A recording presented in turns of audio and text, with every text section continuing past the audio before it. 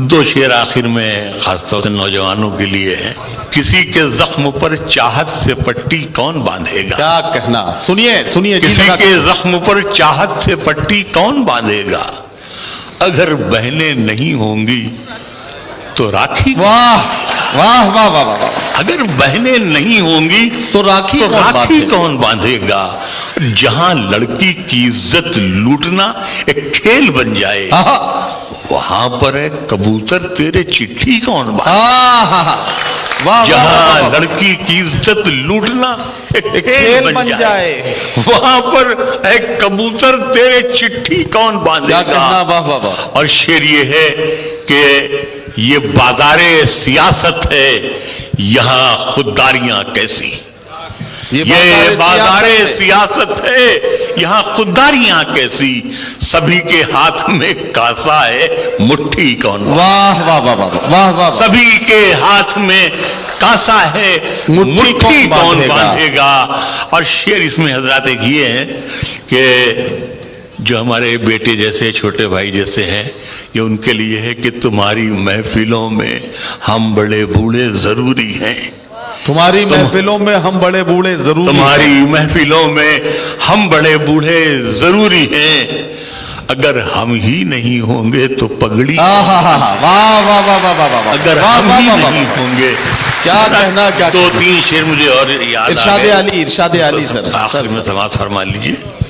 اس میں بھی ایک شعر عجیب و غریب سا ہے کہ جیسے بھی پچھلے دنوں میں نے ایک شعر کہا کہ لبوں پہ اس کے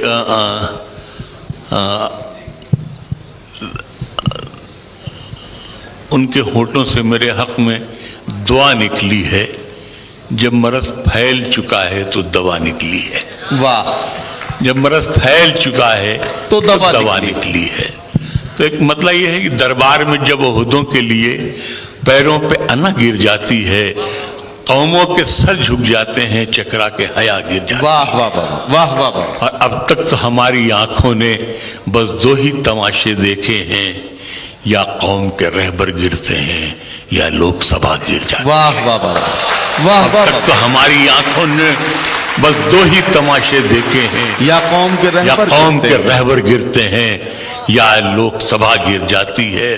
اس شعر کے لیے میں نے غزل سنائی تھی کہ رائے بریلی میرا گھر ہے جیسا آپ لوگ جانتے ہیں.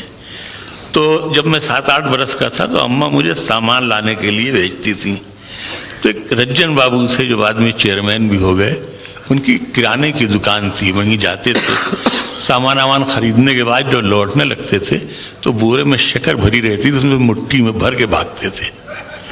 تو ان کا نوکر دوڑاتا کچھ شکر بھاگنے میں گر جاتی وہ کوئی 2-3 تھپڑ مارتا اس میں گر جاتی جو بچتی میں اتنی پھانک لیتا.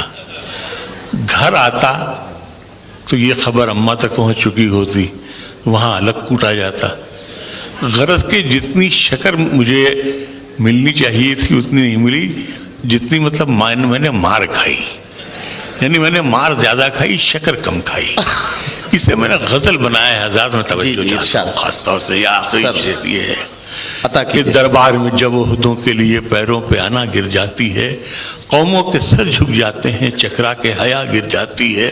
اب تک تو ہماری آنکھوں نے بس دو ہی تماشے دیکھے ہیں یا قوم کے رہبر گرتے ہیں یا لوک سبھا گر جاتی ہے. اور شعر یہ ہے کہ پہلے بھی ہتھیلی چھوٹی تھی اب بھی یہ ہتھیلی چھوٹی ہے. کیا کہنا. پہلے بھی ہتھیلی چھوٹی تھی اب بھی ہتھیلی چھوٹی ہے. کل اس سے شکر گر جاتی تھی اب اس سے دوا گر. واہ واہ واہ واہ واہ واہ واہ. پہلے بھی ہتھیلی چھوٹی اب بھی یہ ہتھیلی چھوٹی. کل سے شکر گر جاتی تھی اب اس سے دوا گر جاتی. واہ واہ واہ. شکریہ بہت بہت آپ کا.